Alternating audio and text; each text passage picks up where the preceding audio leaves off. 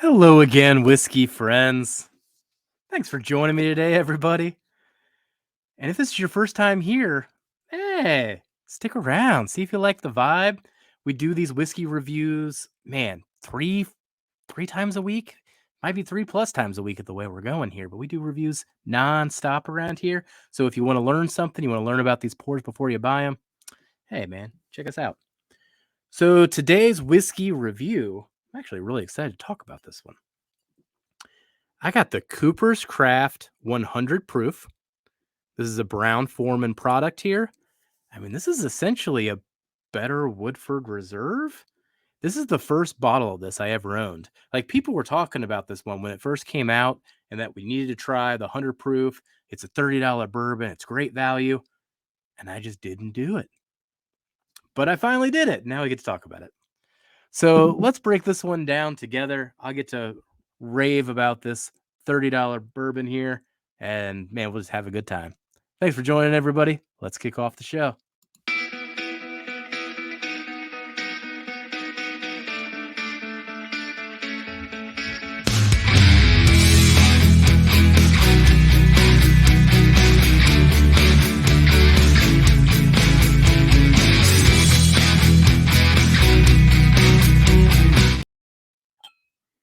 All right. So as I said off the top, we got the Cooper's Craft 100 proof, $30, coming from Brown Forman. Now, the one thing I need help with in the chat, man, I was trying to use the Google to find this information and I wasn't getting where I wanted, at least definitive like statement about it. This thing's pot stilled, right? Like just like Woodford. Woodford's pot stilled. I think this is the same thing. Ever since Kelsey gave a blind flight, it was against the Turks, probably about month and a half ago, and he had a bunch of spirits of French lick and some other pot stilled bourbons in there. That note has been drilled in my head, and I am ultra sensitive to it. I'm actually beginning to like it a little bit. I need to go back to the Boone County pot still and give that one another chance now that I've got this like appreciation for pot still. But I think I'm right on this one. I think it's pot still. And then once again, I mean, look at that color. Whew, that thing is dark. I think that's stood out to me as well. Good old Brown Forman with their temperature controlled warehouses. Whew. So let's get into this one. We'll break down the nose, the palate, and then we'll get into the final scores. Thanks for joining, everybody. Cheers.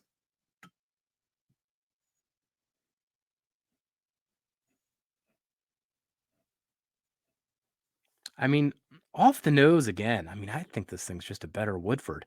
Isn't Woodford like $12, $15 more for the base product? I got that wrong in my head, and this is a higher proof and brings more flavor.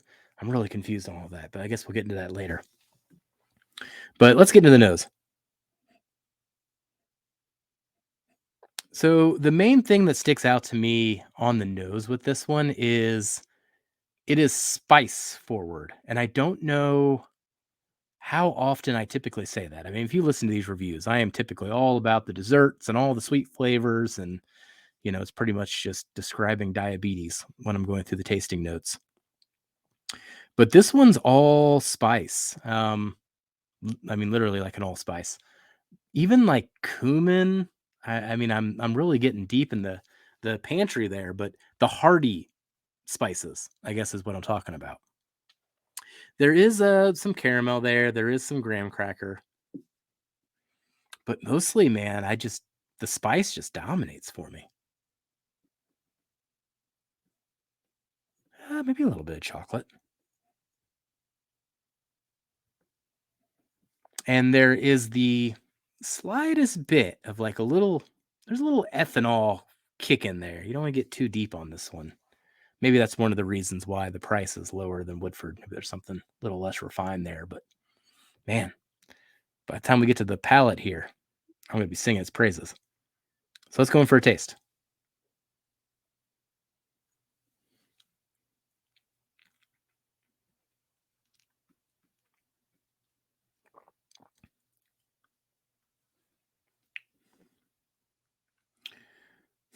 There's a note that I get on this.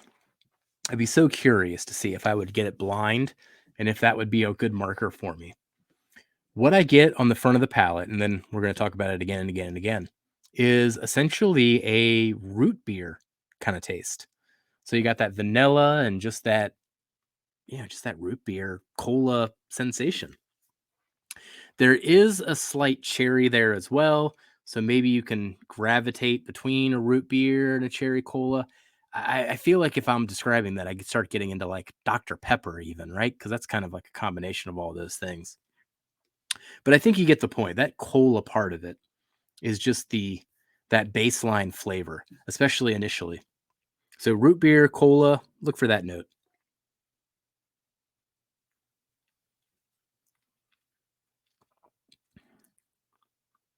I'm gonna say the same thing mid palate. Just replay exactly what I said again. Root beer, vanilla, cherry cola, combine it all together. Maybe you get that Dr. Pepper. Mid palate, the spices do come back. So that allspice sensation does return, balances out the sweetness a little bit. Despite the cola forward nature of it, it's not overly abundantly sweet. And I think it's because of that spiciness. All right, let's get into the finish.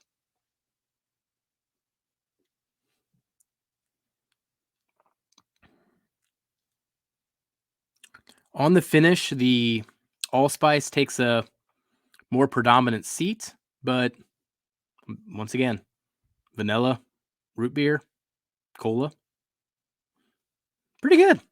Really good. Oh man. And that little ethanol hit that I kind of get on the nose, um, don't get it anywhere else in the experience. So we know I don't know proof, so that's a different story.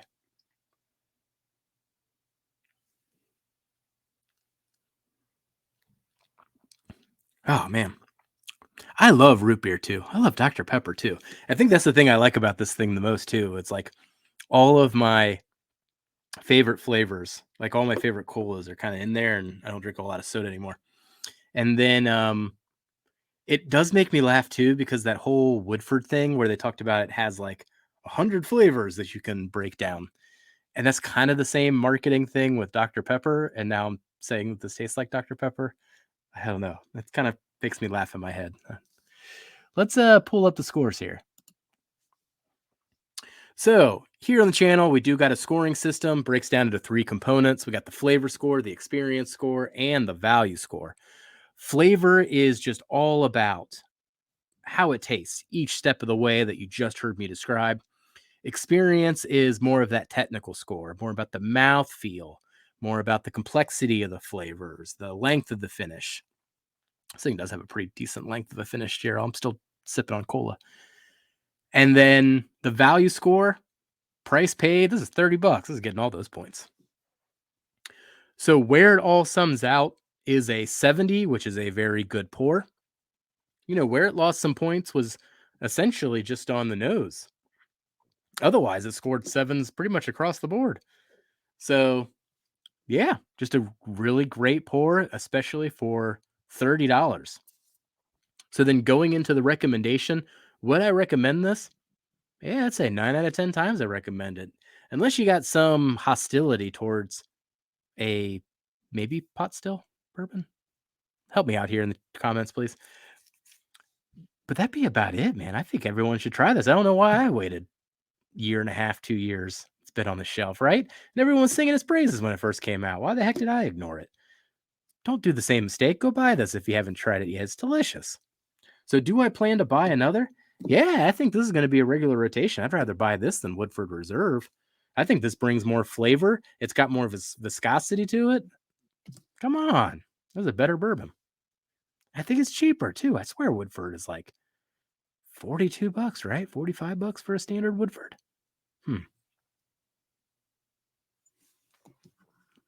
So that breaks down the Cooper's Craft. Keep in mind, this is the 100 proof Cooper's Craft. There is another one out there. I think it's 86 proof. It's lower proof either way. I am particularly talking about the 100 proof. Man, this one brings it. Such a good pour. Well, thank you for joining me today, everybody. Stick around. We'll have plenty more whiskey reviews just coming up day after day after day. All right. I'll catch you later, whiskey friends. Bye, everybody. Jeff, just be friends with me. But you have these whiskey friends, and you say hello again. Oh, Jeffrey, you should just be friends with